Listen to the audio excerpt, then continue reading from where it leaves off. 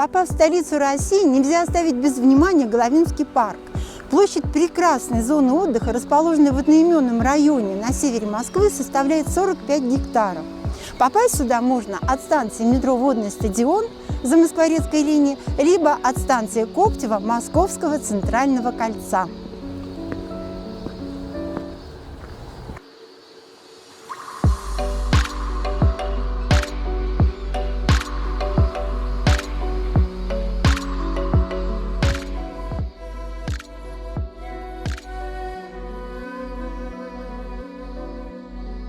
На Головинских прудах в чистой по московским меркам воде цветут кувшинки. А из главного пруда, на берегу которого стоит каменная беседка с крестом-водопадом, выливается вода в подземное русло реки. Главный или большой Головинский пруд самый крупный в этом водном каскаде. Его площадь составляет 7,5 гектаров, длина 510 метров, а ширина 270 метров. Рядом с ним находится храм Иоанна Кронштадтского. В восточной части парка расположен памятник Зое Космодемьянской и мемориал погибшим при ликвидации последствий трагедии на Чернобыльской АЭС. Парк окружен верхним, малым и большими прудами, названными Головинскими. Они соединены между собой мостиками, каналами и находятся практически на одной высоте. Головинские пруды названы в честь когда-то существовавшей деревни Головино. Село и его окрестности находились во владении боярского рода Ковриных-Головиных. Последняя владелица села Головино была религиозной женщиной. Она принимала у себя нищих, больных, странников. А после ее смерти в имении была открыта богадельня. Рядом выстроили церковь в честь Казанской иконы Божьей Матери, а затем, по указу императора, в конце XIX века там был основан Казанский монастырь. В советское время он был полностью разорен, так что ничего, кроме колокольни, находившейся рядом с Казанской церковью, не сохранилось. На плане усадьбы 1761 года был изображен один пруд на Головинском ручье площадью 3 гектара, а уже в 1930 году построили дамбу с водосбором, который разделил на большой и малые пруды.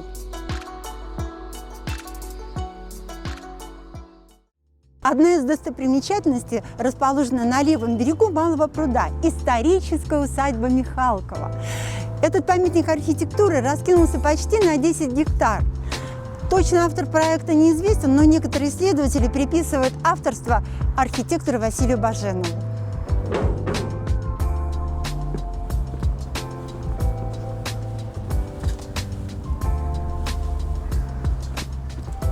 С позапрошлого века здесь сохранились 2 краснокирпичных флигеля, башни и некоторые фрагменты ограды.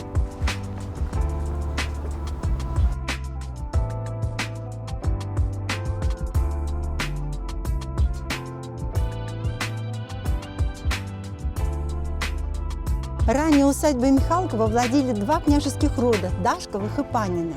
А с 1933 года в усадьбе расположилась ситцевая фабрика.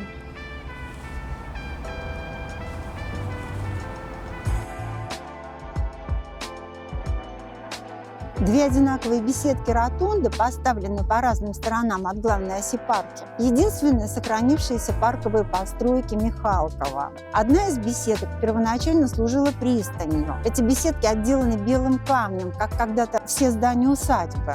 Храм-ротонды типичен для английского ландшафтного парка. Этот тип сооружений изредка встречается в более старых регулярных французских садах, где, подчиняясь закону симметрии, он повторяется в одинаковых архитектурно-плановых точках.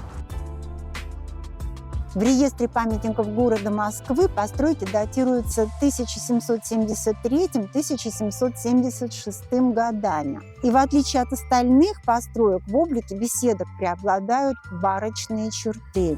А формы по общей композиции идут от античности и восходят к знаменитому памятнику Лисикрату в Афинах, 334 год до нашей эры.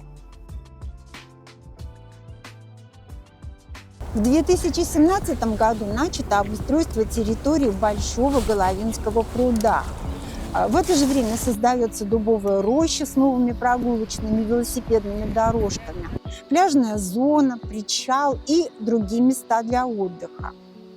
Благодаря этой внушительной реконструкции в парке можно не только любоваться прекрасными природными пейзажами, но и устроить пикник. В распоряжении посетителей есть беседка, столы, скамейки. Для детей предусмотрено множество детских площадок, а вдоль набережных обустроены декоративные пирсы. На берегах Большого Головинского пруда можно увидеть песчаный пляж и беседку-ротонду усадьбы Михалкова. На организованной здесь лодочной станции все желающие могут взять в прокат лодку. В 2010 году тут появились зоны для зимнего отдыха и рыбалки.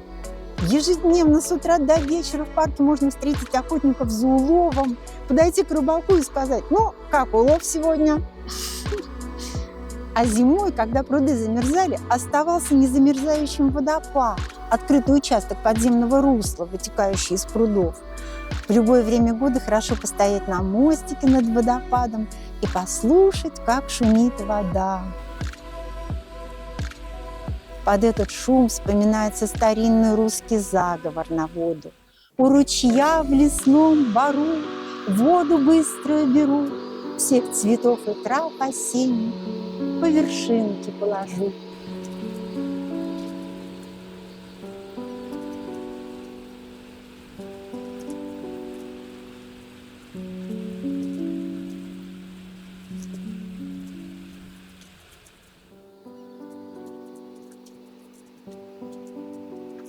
Головинский парк – одно из лучших мест для уединенных прогулок и наслаждения красотами природы. Кажется, что время здесь остановилось.